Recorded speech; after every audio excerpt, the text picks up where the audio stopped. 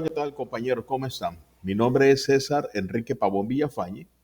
Soy administrador público, especialista en gerencia de proyectos de telecomunicaciones y soy ahora estudiante de la maestría en gestión pública.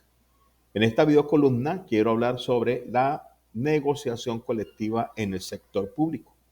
Es un tema crucial para la democracia laboral y la eficiencia institucional.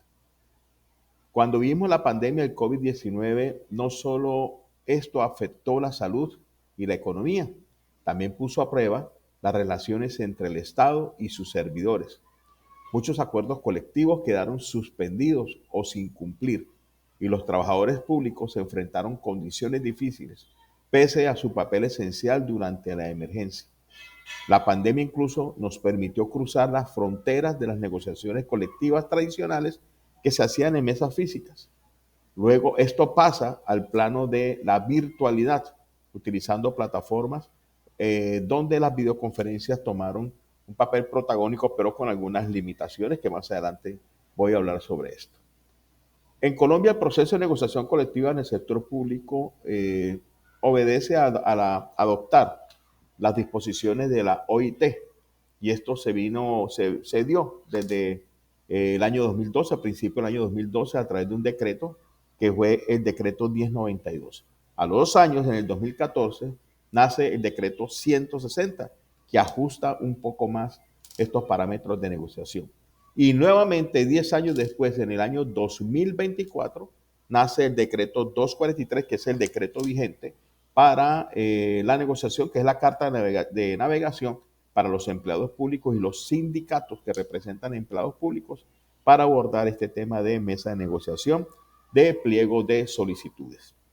Sin embargo, a raíz de la pandemia, el gobierno centralizó decisiones y limitó espacios de concertación, priorizando desde luego, pues era la excusa del momento, priorizando medidas fiscales sobre los derechos laborales, escudándose en que los gastos ocasionados por la pandemia, por el COVID-19, impedían o más bien quedaban allí concentrados por la urgencia y no dieron paso a que algunos de estos recursos se destinasen para cumplir o cubrir aquellas solicitudes contenidas en un pliego presentado por los empleados públicos.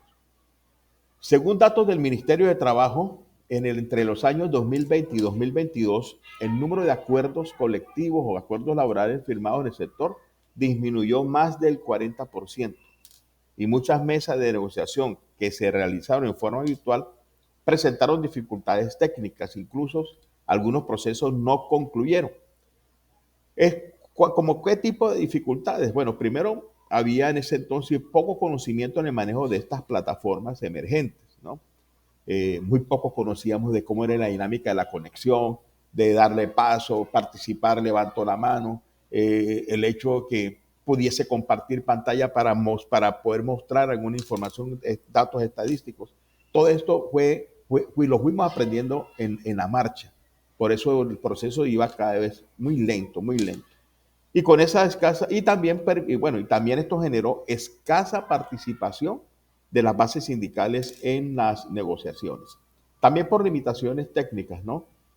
Uno, porque en mesas virtuales, mesas presenciales, mesas físicas presenciales, se contaba con un número de negociadores dispuestos por estos decretos, más asesores, y desde luego que parte de la base sindical podría hacerse partícipe de este ejercicio tan bonito que es la negociación colectiva. Pero a partir de las plataformas, las conexiones se limitaban, dado a que había algunas plataformas solo permitían un límite número de participantes e incluso, no sé si ustedes recuerden también, de tiempo.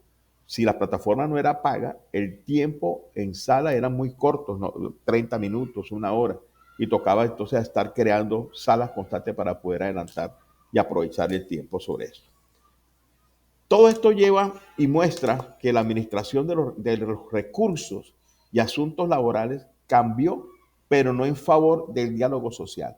O sea, la pandemia hace que la administración de recursos cambie, pero no en favor del diálogo social, sino hacia una gestión más tecnocrática y unilateral.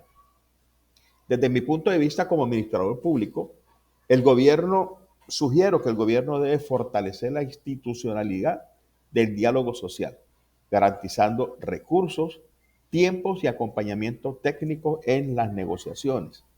No es esto al azar, incluso yo lo puedo decir con cierta autoridad.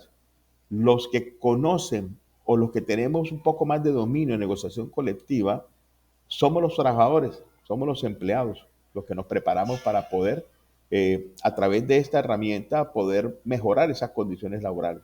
Pero a veces encontramos en el patrón incluso falta de conocimiento, que esta falta de conocimiento llega a que no se desarrolle de la mejor forma una mesa de negociación colectiva. Además, es necesario evaluar cuantitativamente el impacto de los acuerdos colectivos en variables como productividad, bienestar y clima laboral, y cualitativamente en variables como salud mental, motivación, pertenencia y pertinencia. Los datos pueden demostrar que respetar los derechos laborales no es un gasto, sino una inversión en eficiencia y legitimidad estatal. Finalmente, la pandemia nos dejó una lección. Los trabajadores o los empleados públicos son el rostro humano del Estado. Si ellos están protegidos y motivados, la ciudadanía recibe mejores servicios. Conclusión, compañeros, la negociación colectiva en el sector público sigue siendo una deuda del Estado colombiano. La crisis sanitaria mostró que necesitamos gobiernos que dialoguen con sus empleados y confíen en la inteligencia colectiva para resolver los problemas estructurales. Mi invitación es que como administradores públicos defendamos una gestión moderna, basada en diálogos, basada en datos y en derechos, porque sin justicia laboral no hay servicio público de calidad. Un abrazo para todos, compañeros, muchas gracias por la atención. Espero haber participado de la mejor forma en esta actividad que nos propone el módulo que hace parte de la maestría en gestión pública. Muchas gracias, un abrazo para todos.